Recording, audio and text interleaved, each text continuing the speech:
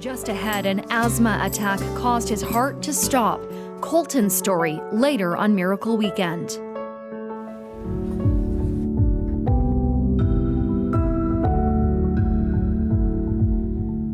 He was suffering from asthma, and he also had a cold, which was what brought the asthma on.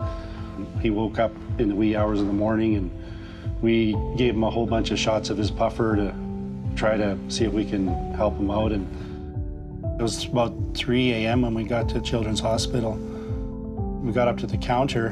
While we were standing there, he collapsed, and I yelled out for help. A fellow came, grabbed him with one arm, and a whole bunch of people showed up, and they started CPR on him right away.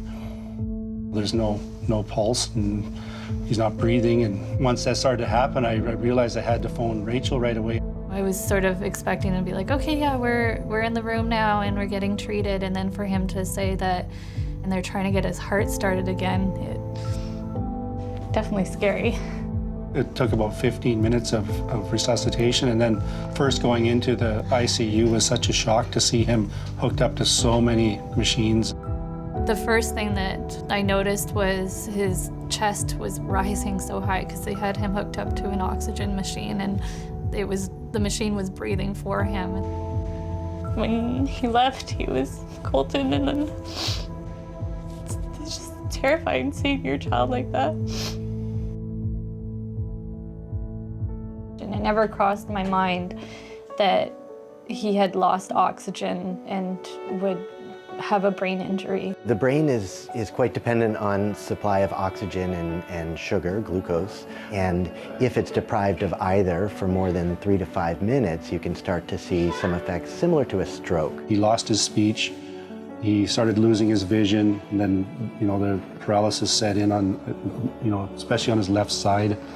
He lost the ability to walk and everything, and then it was like all of a sudden he couldn't do anything anymore. Once he was well enough and the asthma was gone, and they transferred him over to Sunny Hill to start his rehabilitation there. Each therapist would see him once a day and start working on just the simple things of getting him out of bed into a wheelchair. He started to blossom really fast. And just, a sense of relief, maybe, just maybe he'll be who he was before. Ready for some more? Here it comes. On a daily basis, he could do something different, and he was regaining some of his strength. He was able to stand up and then eventually stand on his own.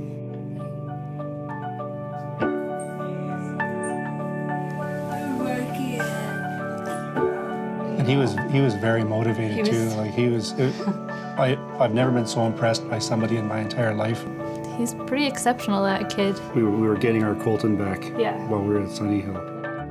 He needed to be able to walk with very little assistance. He achieved that after a month of being there. We thought it could be 3 months, 6 months, a year. They couldn't tell us. Well, that's one of the reasons why we're so amazed that he recuperated so quickly.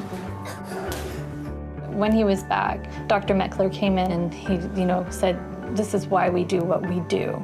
I think it truly is one of the rare miracles. We were just very fortunate to have everything happen in the right place at the right time.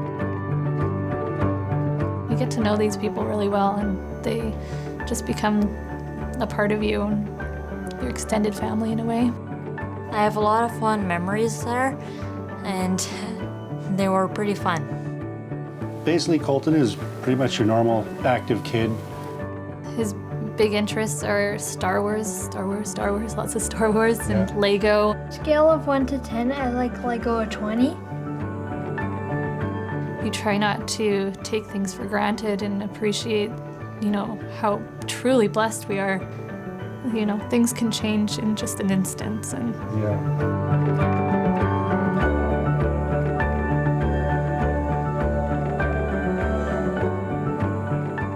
Children's Hospital, means everything. They're everything to us. They saved our boy. We knew from early on that was the only place to go.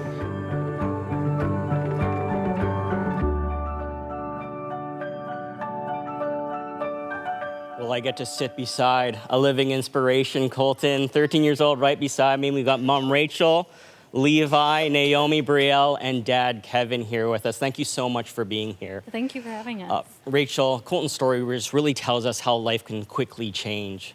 How were the caregivers and support staff there at BC Children's for your family? They were pretty much everything for us. They were the biggest supports we could ever ask for. I mean, their jobs are to be doctors and nurses and to save lives and to help children, but they really do go above and beyond and do incredible things. We are so thankful for them.